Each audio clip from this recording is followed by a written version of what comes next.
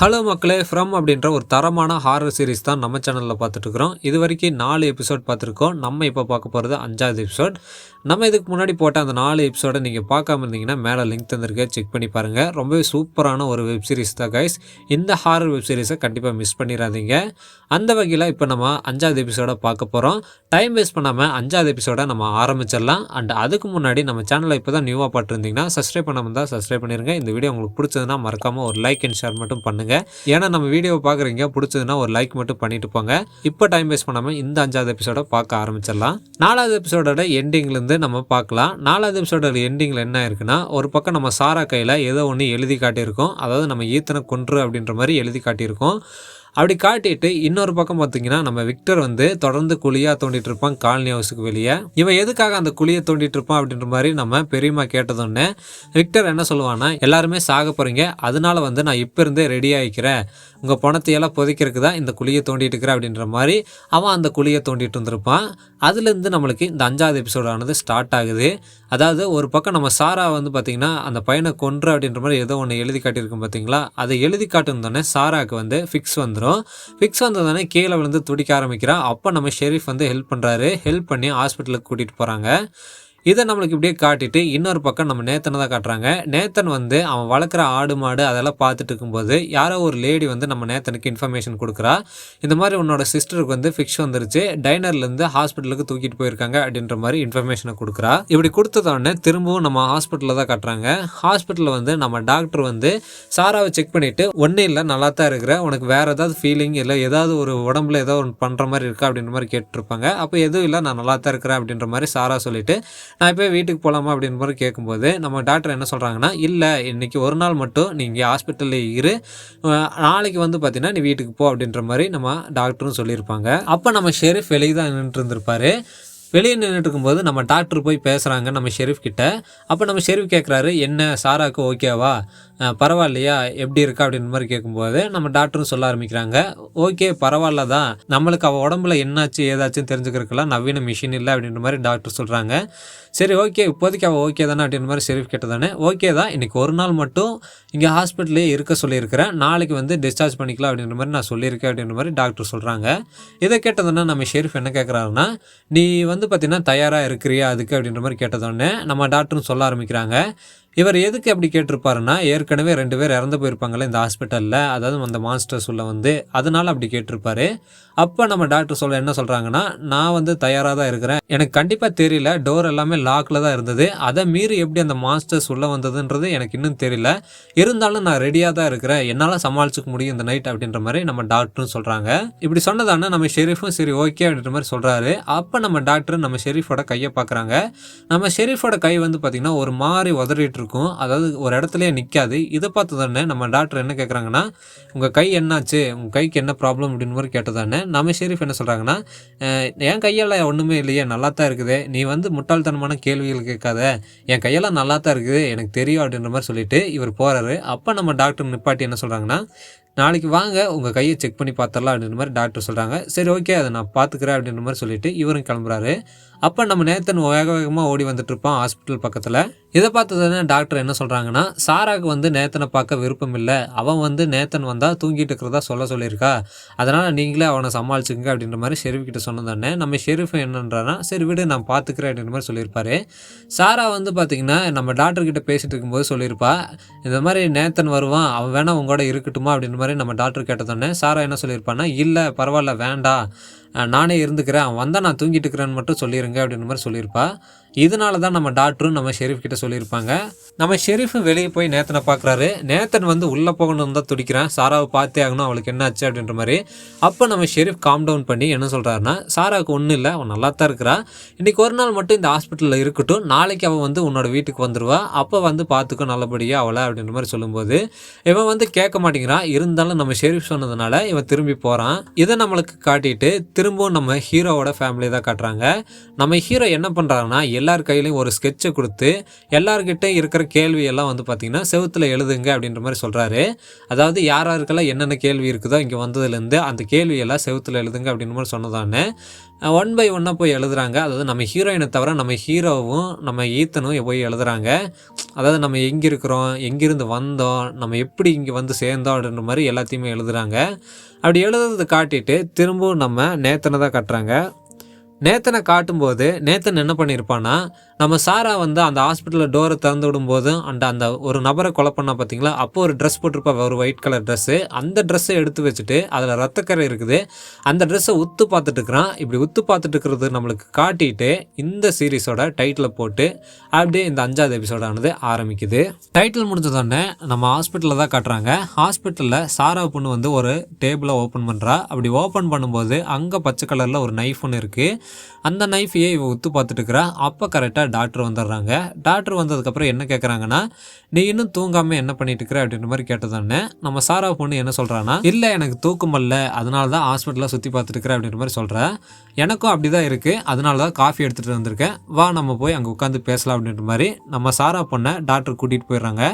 இவ்வளவு வந்து பார்த்தீங்கன்னா அந்த ட்ராவை க்ளோஸ் பண்ணிவிட்டு டாக்டர் பின்னாடியே போயிடுறா. போனதுக்கப்புறம் இவங்க 2 பேருமே உட்காந்துக்கிறாங்க ஒரு இடத்துல. அப்போ நம்ம சாரா பொண்ணு என்ன கேட்குறான்னா உங்களையும் கென்னியும் பார்க்கும்போது ஜோடி பொருத்தம் ரொம்பவே நல்லா இருக்குது அப்படின்ற மாதிரி சொல்கிறா. அப்படி சொன்னதோடனே நம்ம டாக்டர் என்ன சொல்கிறாங்கன்னா, இல்லை நாங்கள் 2 பேருமே ஃப்ரெண்ட்ஸ் தான் அப்படின்ற மாதிரி நம்ம டாக்டர் சொல்கிறாங்க. அப்போ சாரா பொண்ணு என்ன கேட்குறாங்கன்னா, ஏன் உங்களுக்கு வந்து பார்த்தீங்கன்னா கென்னி மேலே எந்த ஒரு அட்ராக்ஷனும் இல்லையா அப்படின்ற மாதிரி கேட்குறாங்க. அப்படி கேட்டதோடனே இருந்தாலும் நாங்கள் 2 பேருமே ஃப்ரெண்ட்ஸ் தான் அப்படின்ற மாதிரி டாக்டர் சொல்கிறாங்க. அப்போ நம்ம சாரா பொண்ணு புரிஞ்சுக்கிறா, உங்களுக்கு வீட்டில் யாராவது காத்துட்ருக்குறாங்களா, அதாவது வெயிட் பண்ணுறாங்களா, அவங்க வீட்டுக்கு போனால் யாராவது உங்களுக்காக வெயிட் பண்ணுவாங்களா அப்படின்ற மாதிரி கேட்டதானே அப்போ நம்ம டாக்டர் சொல்கிறாங்க, ஆமாம் எனக்காக ஒருத்தர் வெயிட் பண்ணுறாங்க அப்படின்ற மாதிரி சொன்னதானே நம்ம சாரா பொண்ணு புரிஞ்சுக்கிறா. ஓ அப்போ உங்களுக்கு மேரேஜ் ஆயிடுச்சா அப்படின்ற மாதிரி கேட்குறா. அப்படி கேட்டதோடனே நம்ம டாக்டர் என்ன சொல்கிறாங்கன்னா, இல்லை எனக்கு கல்யாணமெல்லாம் ஆகலை, ஆனால் எனக்கு என்கேஜ்மெண்ட் ஆயிடுச்சு அப்படின்ற மாதிரி நம்ம டாக்டரும் சொல்கிறாங்க. இதை கேட்டதோடனே இந்த சாரா பொண்ணு என்ன சொல்கிறான்னா, அப்போது அவங்க பேர் என்ன, எங்கே இருக்காங்க அப்படின்ற மாதிரி கேட்குறா. அவங்க பேர் வந்து பார்த்தீங்கன்னா மேரியாலா, அவங்க எனக்காக தான் வீட்டில் காத்துட்ருப்பாங்க, அந்த நம்பிக்கை எனக்கு இருக்குது அப்படின்ற மாதிரி நம்ம டாக்டரும் சொல்கிறாங்க. இவங்க எந்த நம்பிக்கையில் இருப்பாங்கன்னா வீட்டுக்கு போயிடலாம் அப்படின்ற மாதிரி இவங்க மனசுக்குள்ளே ஒரு நம்பிக்கை இருக்கும், நம்ம இந்த இடத்த விட்டு தப்பிச்சிடலாம், தப்பிச்சு திரும்ப வீட்டுக்கு போகலாம் அப்படின்ற மாதிரி ஒரு நம்பிக்கை இருக்கும். அந்த நம்பிக்கையில் தான் இவ்வளோ நாள் வந்து பார்த்தீங்கன்னா இங்கே சர்வே பண்ணிகிட்டு இருப்பாங்க. சர்வே பண்ணுறது மட்டும் இல்லாமல் நம்ம டெப்யூட்டி ஷெரீஃப் கிட்ட எந்த ஒரு ஆன்சரும் சொல்லியிருக்க மாட்டாங்க. இவங்களுக்குள்ளேயும் வந்து பார்த்தீங்கன்னா ஒரு அட்ராக்ஷன் இருக்கும் டெப்யூட்டி ஷெரீஃப் மேலே, இருந்தாலும் எந்த ஒரு பதிலையும் சொல்லியிருக்க மாட்டாங்க. நம்ம சாரா பொண்ணு இதெல்லாம் நம்ம டாக்டர் கிட்ட கேட்டதுக்கப்புறம் நம்ம டாக்டரும் கேட்குறாங்க, சரி எனக்காக ஒருத்தங்க வீட்டில் இருக்காங்க, உனக்காக யாராவது வெயிட் பண்ணுறாங்களா அப்படின்னு மாதிரி கேட்டதானே சாரா பொண்ணு என்ன சொல்கிறான்னா, இல்லை எனக்காகலாம் யாரும் வெயிட் பண்ணல, நானும் நேத்தன் மட்டும்தான், நாங்கள் 2 பேரும் மட்டும்தான் எங்களுக்காக இருக்கோம், எங்களை தவிர வேறு யாரும் எங்களுக்கு ரிலேட்டிவ்ஸும் இல்லை, அதே மாதிரி எங்களுக்கு யாரும் வெயிட்டும் பண்ண மாட்டாங்க அப்படின்ற மாதிரி சாரா பொண்ணு சொல்கிறா. இப்படி சொன்னதானே திரும்பவும் சாரா என்ன கேட்குறான்னா, அதாவது இவ பண்ண விஷயம் வந்து இவ மனசுக்குள்ளே குத்திட்டே இருந்திருக்கும், அதாவது இவனால தான் ஒரு 3 உயிர் போயிருக்கும், அந்த 3 உயிர் வந்து இவ வேணும்னு பண்ணியிருக்க மாட்டா, இருந்தாலும் அதை இவ பண்ணதுக்கான ரீசன் என்னவா இருக்குன்னா, இங்க இருக்கிறவங்க எல்லாருமே வீட்டுக்கு போலாம் அப்படின்ற மாதிரி இவளுக்கு கேட்குற அந்த வாய்ஸ் வந்து சொல்லியிருக்கும், அதனாலதான் அந்த விஷயத்த பண்ணிருப்பா. இருந்தாலும் அது வந்து இவன் மனசுக்குள்ள குத்திட்டு இருக்கிறதுனால நம்ம டாக்டர் கிட்ட இன்டைரக்டா கேட்கிறா. இவ என்ன கேட்கறான்னா, இங்க இருக்கிற மக்கள் எல்லாம் வீட்டுக்கு போலாம் அப்படின்ற மாதிரி ஒரு வாய்ப்பு உங்களுக்கு ஒன்று கிடைக்குது. அந்த வாய்ப்பு கிடைக்கும் போது ஒரு கெட்ட விஷயத்த நீங்க பண்ணாதான் அந்த வாய்ப்பை வந்து நீங்க யூஸ் பண்ண முடியும் அப்படின்ற மாதிரி ஒரு சுச்சுவேஷன் ஏற்படும் போது நீங்க என்ன பண்ணுவீங்க அப்படின்ற மாதிரி சாரா பொண்ணு வந்து டாக்டர் பார்த்து கேட்டதானே டாக்டர் வந்து கொஞ்ச நேரம் யோசிக்கிறாங்க. யோசிச்சுட்டு இது வந்து பார்த்தீங்கன்னா பதில் சொல்ல முடியாத கேள்வியாக இருக்குது, ஹைப்போதெட்டிக்கல் கேள்வியாக இருக்குது அப்படின்ற மாதிரி நம்ம டாக்டரும் சொல்கிறாங்க. சொல்லிவிட்டு கொஞ்ச நேரம் யோசிச்சதுக்கப்புறம் அவங்களும் ஆன்சர் பண்ணுறாங்க. அதாவது ஒரு வாய்ப்பு கிடைக்குது, இங்கே இருக்கிற மக்கள் எல்லாம் வந்து பார்த்தீங்கன்னா இந்த இடத்த விட்டு தப்பிச்சு போகலாம், ஆனால் அப்படி தப்பிச்சு போகிறதா இருந்தால் ஒரே ஒரு கெட்ட விஷயத்த மட்டும் பண்ணணும் அப்படின்ற மாதிரி ஒரு சுச்சுவேஷன் ஏற்படும் போது நான் கண்டிப்பாக அந்த கெட்ட விஷயத்த பண்ணுவேன். ஏன்னா இங்கே இருக்கிற மக்கள் எல்லாம் ரிலீஸ் ஆகி வெளியே தப்பிச்சு போகலாமல்ல, அதாவது நார்மல் உலகத்துக்கு போகலாமல்ல, அதனால அந்த ஒரே ஒரு கெட்ட விஷயம் தானே, அது பண்ணுறதுல தப்பெல்லாம் இல்லை அப்படின்ற மாதிரி நம்ம டாக்டரும் சொல்கிறாங்க. இப்படி சொன்னதானே சாரா பொண்ணு என்ன யோசிச்சான்னு தெரியல, அவன் வந்து பார்த்தீங்கன்னா ஒரு மாதிரி ஃபேஸை வச்சுட்டு ஏதோ ஒன்று யோசிச்சுட்டு இருக்கிறா. அடுத்த நாள் காட்டுறாங்க. அடுத்த நாள் காலையில் நம்ம ஹீரோயினும் ஈத்தனும் தூங்கிட்டு இருந்திருப்பாங்க. ஆனால் நம்ம ஹீரோ மட்டும் தூங்காமல் யோசிச்சுட்டே இருந்திருப்பார். அந்த வாலில் இவருக்கு என்னென்னலாம் கேள்விகள் இருந்ததோ அதெல்லாம் எழுதிட்டு இந்த கேள்விகளுக்கான ஆன்சரை வந்து யோசிச்சுட்டே இருந்திருப்பார். இதெல்லாம் எதுக்காக நடந்தது, ஏன் நடந்தது, எப்படி நடந்தது அப்படின்ற மாதிரி யோசிச்சுட்டு இருக்கும்போது நம்ம ஹீரோயின் எந்திரிச்சுக்கிறாங்க. எந்திரிச்சு என்ன கேட்குறாங்கன்னா, இன்னும் தூங்காமல் என்ன பண்ணுறீங்க அப்படின்னு மாதிரி கேட்டதானே நம்ம ஹீரோ சொல்கிறாரு, இங்கே வந்து எப்படி மாட்டணும்னு தெரியல, எதுக்காக மாட்டணும்னு தெரியல. நம்ம மட்டும் இல்லாமல் இங்கே இருக்கிற மக்களும் வந்து பார்த்திங்கன்னா டிஃப்ரெண்ட்டான கண்ட்ரீஸ்லேருந்து வந்திருக்காங்க, டிஃப்ரெண்ட்டான ரோட்ஸ்லேருந்து வந்திருக்காங்க. அவங்களும் அந்த மரத்தை பார்த்துருக்காங்க, அது மட்டும் இல்லாமல் அந்த காகத்தையும் பார்த்துருக்காங்க. அதை பார்த்துட்டு இந்த டவுனுக்கு வந்து சேர்ந்துருக்காங்க. இதெல்லாம் எதுக்கு நடக்குது, ஏன் நடக்குது, எப்படி இதெல்லாம் நடக்கும் அப்படின்ற மாதிரி நம்ம ஹீரோ யோசிச்சுட்டு இருந்திருக்காரு. அப்போ நம்ம ஹீரோயின் என்ன சொல்கிறாங்கன்னா, இதுக்கெல்லாம் வந்து பார்த்திங்கன்னா நமக்கு ஆன்சர் வரணும்னா நம்ம இன்னும் நிறைய கேள்விகள் கேட்கணும் அப்படின்ற மாதிரி சொன்னதோடனே நம்ம ஹீரோ என்ன பண்ணுறாருன்னா, அவர்கிட்ட இருந்த அந்த மார்க்கரை எடுத்து நம்ம ஹீரோயின் கையில் கொடுக்குறாரு. இப்படி கொடுக்கறதோட இந்த சீனானது அப்படியே கட் ஆகுது. திரும்பவும் நம்ம ஹாஸ்பிட்டலில் தான் காட்டுறாங்க. ஹாஸ்பிட்டலில் வந்து நம்ம சாரா பொண்ணை நம்ம டாக்டர் வந்து டிஸ்சார்ஜ் பண்ணிட்டாங்க. டிஸ்சார்ஜ் பண்ணி நல்லபடியாக பேசிட்டு சரி ஓகே நல்லபடியாக ரெஸ்ட் எடு அப்படின்ற மாதிரி சொல்லிட்டு வெளியே கூட்டிகிட்டு வந்து விடுறாங்க. அப்படி கூட்டிகிட்டு வந்து விடும்போது கரெக்டாக நேத்தன் அந்த இடத்துக்கு வந்துடுறான். இதை பார்த்தோன்னா டாக்டர் வந்து சரி உன்னோட பிரதர் வந்துட்டான், நீ போய் அவனை பாரு அப்படின்னு மாதிரி சொல்லிட்டு அவங்களும் போயிடுறாங்க. அப்போ நம்ம நேத்தன் கேட்குறான், என்னாச்சு ஏதாச்சு என்கிட்ட சொல்லு, ஏதாவது உனக்கு ப்ராப்ளமா அப்படின்ற மாதிரி நம்ம நேத்தன் கேட்கும்போது நம்ம சாரா வந்து ஒன்றுமே சொல்ல மாட்டேங்கிறாங்க. சாராவுக்கு வந்து பார்த்திங்கன்னா நடந்ததை வந்து நம்ம நேத்தன்கிட்ட மறைச்சிட்றாங்க. அதாவது இதுக்கு முன்னாடி நடந்த விஷயத்த சொல்லியிருப்பாங்க, அந்த ஹாஸ்பிட்டலில் இவ பண்ணந்த. ஆனால் இப்போ என்னாச்சு, அவள் கையில் எழுதி காட்டின அந்த விஷயம் அதெல்லாம் எதுவுமே நம்ம நேத்தன்கிட்ட சொல்ல மாட்டேங்கிறா, எல்லாத்தையுமே மறைச்சிட்றா. அடுத்த சீனே நம்மளுக்கு ஷெரீஃபோட ஆஃபீஸ் தான் காட்டுறாங்க. அங்கே நம்ம ஷெரீஃப் வந்து மேப்பையே ஒத்து பார்த்துட்டு இருப்பாரு. அப்படி ஒத்து பார்த்துட்டு இருக்கும்போது கரெக்டாக டெப்யூட்டி ஷெரீஃப் ஆஃபீஸ்க்குள்ளே வராரு. வந்துட்டு நம்ம ஷெரீஃபுக்கு ஃபுட்டு கொடுக்குறாரு. இந்தாங்க அம்மா கொடுத்து விட்டாங்க. அது மட்டும் இல்லாமல் சாரா வந்து இப்போ நல்லா தான் இருக்கிறா, ஹாஸ்பிட்டல்லேருந்து டிஸ்சார்ஜ் பண்ணிட்டாங்க அப்படின்ற மாதிரி நம்ம டெப்யூட்டி ஷெரீஃப் சொல்கிறாரு. இப்படி சொன்னதானே நம்ம ஷெரீஃப் வந்து எந்த ஒரு ஆன்சரும் பண்ண மாட்டேங்கிறாரு. அப்போ நம்ம டெப்யூட்டி ஷெரீஃப் என்ன பண்ணுறாருன்னா, ஷெரீஃப் அப்படின்னு கூட்டதானே இவர் திரும்பி பார்க்குறாரு. திரும்பி பார்த்து என்ன சொல்கிறாருன்னா, சரி ஓகே நான் போய் என்னோட ஒய்ஃபை பார்த்துட்டு வரேன் அப்படின்னு மாதிரி சொல்லிட்டு இவர் கிளம்புறாரு. அப்போ நம்ம டெப்யூட்டி ஷெரீஃப் பார்க்குறாரு, என்னாச்சு உனக்கு எதாவது ப்ராப்ளமா அப்படின்னு மாதிரி நம்ம ஷெரீஃப் கேட்டதானே, இல்லை எனக்கு எந்த ப்ராப்ளமும் இல்லை அப்படின்னு மாதிரி சொன்னதானே நம்ம ஷெரீஃபும் சரி நான் போய் என்னோட ஒய்ஃபை பார்த்துட்டு திரும்ப வர்றேன் அப்படின்னு மாதிரி சொல்லிட்டு இவரும் கிளம்பிடுறாரு. இந்த சீனை அப்படியே காட்டிட்டு திரும்பவும் நம்ம சாரா பொண்ணு தான் கட்டுறாங்க. நம்ம சாரா பொண்ணு என்ன பண்ணியிருப்பான்னா, கரெக்டாக நம்ம ஈத்தனோட வீட்டுக்கு வெளியே நின்றுட்டு இருப்பா. அதுவும் அவள் கையில் வந்து பார்த்திங்கன்னா அந்த பச்சை கலர் கத்தியும் எடுத்துகிட்டு வந்திருப்பா. இவ வந்து அந்த ஹாஸ்பிட்டலில் அந்த பச்சை கலர் கத்தியை பார்த்துட்டு தான் இருந்திருப்பான், ஆனால் எடுத்துருக்க மாட்டா. இப்போ என்ன பண்ணியிருப்பான்னா, இவ ஹாஸ்பிட்டலை விட்டு டிஸ்சார்ஜ் ஆகும்போது கரெக்டாக அந்த கத்தியை அங்கேருந்து தூக்கிட்டும் வந்திருப்பா. தூக்கிட்டு வந்துட்டு கரெக்டாக நம்ம ஈத்தனோட வீட்டுக்குள்ளே போகிறா. அப்போ நம்ம ஈத்தனை காட்டுறாங்க. ஈத்தனுக்கு வந்து நம்ம ஹீரோயின் என்ன பண்ணிட்டு இருப்பாங்கன்னா, கட்டை மாற்றி விட்டுட்டு இருப்பாங்க. அப்போ நம்ம ஹீரோ கூப்பிட்றாரு, உன்னை பார்க்குறக்கு யாரோ வந்திருக்காங்க ஈத்தன், கீழே வரையா அப்படின்னு மாதிரி கூட்டதானே இவனும் கீழே வந்து பார்க்குறான். அப்போ நம்ம சாரா பொண்ணு கரெக்டாக அங்கே நிற்கிறா. நின்றுதோடனே நம்ம ஈத்தன் என்ன பண்ணுறான்னா, சுட்டித்தனமாக சொல்கிறான், நாங்கள் செவுத்தில் வந்து எழுத மாட்டோம், ஆனால் இங்கே எழுதி வச்சிருக்கோம், ஆனால் எங்களோட வீட்டில் வந்து செவுத்துலலாம் எழுத மாட்டோம் அப்படின்னு மாதிரி சொல்கிறான். அதை பார்த்ததுன்னா இந்த சாரா பொண்ணு சிரிக்கிறா.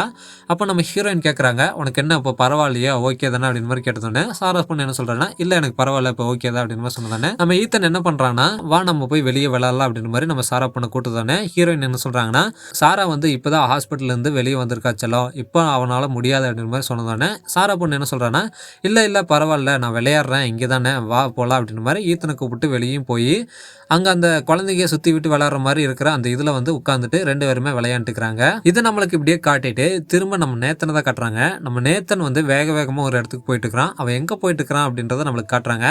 அவன் வந்து நம்ம ஃபாதரை பார்க்கறதுக்கு சர்ச்சுக்கு போயிருப்பான்.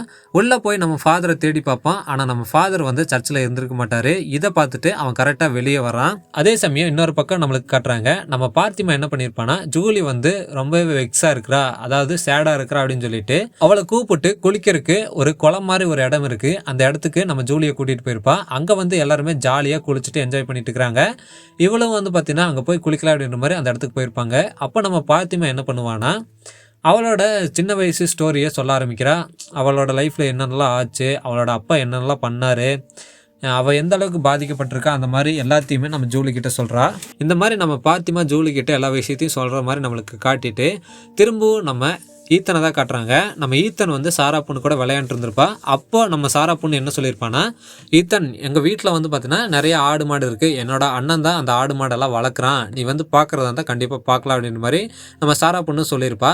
அதை கேட்டுட்டு ஈத்தன் என்ன பண்ணுறான்னா ஹீரோயின் கிட்ட போய் சொல்கிறான், இந்த மாதிரி சாராவோட அண்ணன் தான் வந்து பார்த்தீங்கன்னா இந்த ஆடு மாடு அப்படின்னு சொல்லிட்டு எல்லாத்தையும் பார்த்துட்டு இருக்கிறாரு, நம்ம வேணா அதை போய் பார்த்துட்டு வரலாமா அப்படின்ற மாதிரி ஹீரோயின் கிட்ட நம்ம ஈத்தன் கேட்டதானே ஹீரோயின் என்ன சொல்கிறாங்கன்னா, பார்த்துட்டு வரலாம், ஆனால் நீ எப்படி போவ அப்படின்ற மாதிரி கேட்டதானே நம்ம சாரா என்ன சொல்கிறாங்கன்னா, நான் பார்த்துக்கிறேன் விடுங்க அப்படின்னு மாதிரி சொன்னதானே நானும் வரேன் அப்படின்ற மாதிரி கிளம்பும்போது நம்ம சாரா பொண்ணு என்ன பண்ணுறான்னா, பரவாயில்ல உங்களுக்கு எது கஷ்டம், நானே பார்த்துக்கிறேன் ஈத்தனை, நானே பத்திரமா எடுத்துகிட்டு வந்து திரும்ப விட்டுறேன் அப்படின்னு மாதிரி சொல்லும்போது நம்ம ஹீரோயின் என்ன சொல்கிறாங்கன்னா, அதெல்லாம் ஒன்றும் பிரச்சனை இல்லை, எனக்கு எந்த ஒரு கஷ்டமும் இல்லை, நானும் கூட வரேன் அப்படின்ற மாதிரி நம்ம ஹீரோ கிட்ட சொல்லிட்டு இவங்களும் வந்து பார்த்தீங்கன்னா ஈத்தன் கூட வர்றாங்க. திரும்பவும் நம்ம ஷெரீஃப் தான் கட்டுறாங்க. நம்ம ஷெரீஃப் எப்படியோ அவரோட ஒய்ஃபோட கலருக்கு வந்துடுறாரு. ஒரு ஃப்ளவர் மட்டும் எடுத்துகிட்டு வந்து வச்சுட்டு இவர் எல்லா விஷயத்தையும் சொல்ல ஆரம்பிக்கிறாரு. இந்த டவுனில் நடக்கிற விஷயங்கள், இவருக்கு இருக்கிற ப்ரெஷர், அதெல்லாம் வந்து இவர் எப்படி சமாளிக்கிறாரு அப்படின்னு சொல்லிட்டு அவர் ஒய்ஃபு கிட்ட இவர் எல்லாருமே சொல்லிட்டு இருக்கிறாரு. இதை நம்மளுக்கு இப்படியே காட்டுறாங்க. காட்டிட்டு இன்னொரு பக்கம் நம்ம ஃபாதரை தான் காட்டுறாங்க. நம்ம ஃபாதரும் வந்து பார்த்தீங்கன்னா ஒரு காட்டுக்குள்ளே ஒரு அமைதியான இடத்துல உட்காந்துட்டு அவர் பாட்டுக்கு ஏதோ ஒன்று யோசிச்சுட்டு இருக்கிறாரு. அப்போ நம்ம நேத்தன் கரெக்டாக அங்கே போயிடுறான். போயிட்டு என்ன சொல்கிறான்னா, நான் உங்களை தான் தேடி சர்ச்சுக்கு போனேன், ஆனால் சர்ச்சில் வந்து நீங்கள் இல்லை, அதனால தான் உங்களை தேடிட்டு இங்கேயே வந்துட்டேன், நான் உங்ககிட்ட ஒரு விஷயத்த சொல்லணும் அப்படின்னு மாதிரி சொன்னதானே நம்ம ஃபாதர் என்ன கேட்குறாருன்னா, சரி சொல்லு அப்படின்னு மாதிரி சொல்கிறாரு. சரி ஓகே ஃபாதர், ஆனால் நான் சொல்ல போகிற விஷயம் வந்து ரொம்ப ரொம்ப கெட்ட விஷயம், அது வந்து பார்த்தீங்கன்னா நம்ம டவுனோட ரூல்ஸுக்கு அகெயின்ஸ்டான ஒரு விஷயம் அப்படின்னு மாதிரி சொன்னதானே நம்ம ஃபாதரும் பார்க்குறாரு. அப்படி என்ன கெட்ட விஷயம் அப்படின்னு மாதிரி கேட்டதானே நடந்தது எல்லாத்தையுமே இந்த நேத்தன் சொல்கிறான். நம்ம நேத்தன் வந்து ஃபாதர்கிட்ட எல்லா விஷயத்தையும் சொல்கிறது காட்டிட்டு திரும்பவும் இந்த பக்கம் நம்ம சாரா பொண்ணை தான் காட்டுறாங்க. சாரா பொண்ணு நம்ம ஹீரோயினையும் ஈத்தனையும் கரெக்டாக வந்து பார்த்தீங்கன்னா அந்த ஃபார்முக்கு கூட்டிகிட்டு வந்திருப்பா. கூட்டிகிட்டு வந்துட்டு நம்ம ஈத்தன் வந்து பார்த்தீங்கன்னா அங்கே இருக்கிற ஆட்டுக்குட்டியோடலாம் விளையாண்டுருப்பான். அப்படி விளையாண்டுருக்கும்போது நம்ம ஹீரோயின் கிட்ட இந்த சாரா பொண்ணு பேச ஆரம்பிக்கிறா. நீங்கள் வந்து கொஞ்ச நாள் தான் ஆச்சு, இந்த கொஞ்ச நாளில் வந்து பார்த்தீங்கன்னா இந்த மாஸ்டர்ஸோட பிரச்சனைகள்லாம் வந்து பார்த்தீங்கன்னா நீங்கள் பார்த்துருப்பீங்க. நைட் டைம் ஆனால் நம்மளால் வெளியே இருக்க முடியாது, வீட்டுக்குள்ளே போய் தான் ஆகணும். ஆனால் அந்த மாதிரி நைட் டைம் ஆனதுக்கப்புறம் திடீர்னு வீட்டுக்குள்ளே போகாமல் நம்ம வெளியே எங்காவது மாட்டிக்கிட்டோம்னா இந்த ஊருக்குள்ளேயே நிறைய இடங்க வச்சுருக்காங்க மறையிறக்கு, அந்த இடங்களை வச்சு நம்ம தப்பிச்சுக்கலாம் நைட் டயத்தில் அப்படின்ற மாதிரி இந்த சாரா பொண்ணு சொல்லிட்டு இருக்கும்போது நம்ம ஹீரோயினும் வந்து பார்த்தீங்கன்னா அது ஆர்வமாக கேட்குறாங்க.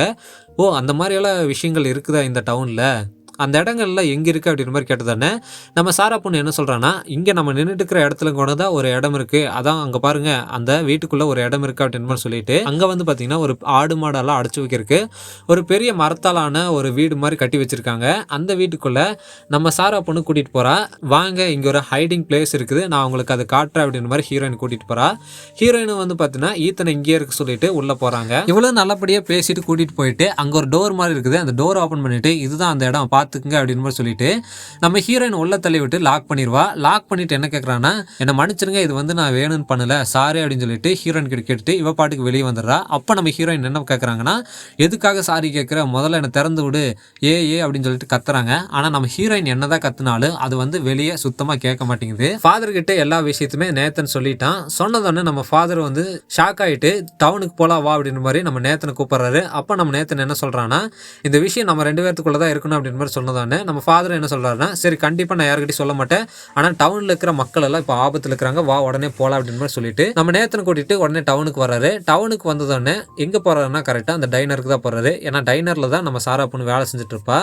அப்போ நம்ம நேத்தன் போய் அந்த டைனருக்குள்ளே பார்க்குறான். அப்படி பார்க்கும்போது என்ன ஆகுதுன்னா, டைனருக்குள்ளே யாருமே இல்லை. பார்த்தீங்கன்னா ஒரு நபர் உட்காந்து சாப்பிட்டு இருப்பான். அவன் என்ன சொல்கிறான்னா, நேத்தன் நான் வந்து சாராவை இப்போ தான் பார்த்தேன், அவள் வந்து பார்த்தீங்கன்னா ஃபார்மில் இருக்கிறா, நீ வேணா அங்கே போய் பாரு அப்படின்னு மாதிரி அந்த நபர் சொல்கிறான். இவர் இப்படி சொன்னதானே நம்ம நேத்தன் என்ன பண்ணுறான்னா கரெக்டாக அந்த ஃபார்முக்கு போகிறான். அப்போ அந்த சமயத்தில் இந்த சாரா பொண்ணு என்ன பண்ணுறான்னா கரெக்டாக வெளியே வந்துடுறா. அப்போ நம்ம ஈத்தன் பார்த்துட்டு என்ன கேட்குறான்னா, என்னோட அம்மா எங்கே அப்படின்னு மாதிரி கேட்டதானே மெதுவாக நம்ம ஈத்தன் பக்கம் வந்துட்டு இருக்கிறா. அப்போ நேத்தன் கரெக்டாக அந்த இடத்துக்கு வந்துடுறான்.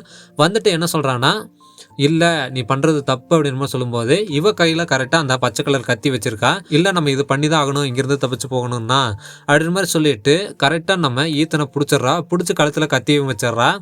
அப்போ நம்ம நேத்தன் வந்து தடுக்கிறான். அப்படி தடுக்கும் போது என்ன பண்ணுறான்னா, இல்லை இங்கேருந்து போ அப்படின்ற மாதிரி நம்ம நேத்தனை தள்ளி விட்டுட்டு இருக்கும்போது ஈத்தன் என்ன பண்ணுறான்னா கரெக்டாக சாராவோட கால்லையே ஒரு உதச்சிட்டு அவகிட்ட இருந்து தப்பிச்சு போடிடுறான். அந்த சமயத்தில் நம்ம நேத்தன் என்ன பண்ணுறான்னா இவளை ஓட விடாமல் பிடிச்சிட்டு இருக்கும்போது இவன் என்ன பண்ணுவான்னா, இருக்கிற இடத்த விட்டு என்னை விடு அப்படின்ற மாதிரி ஒரு சுத்துவா கையை.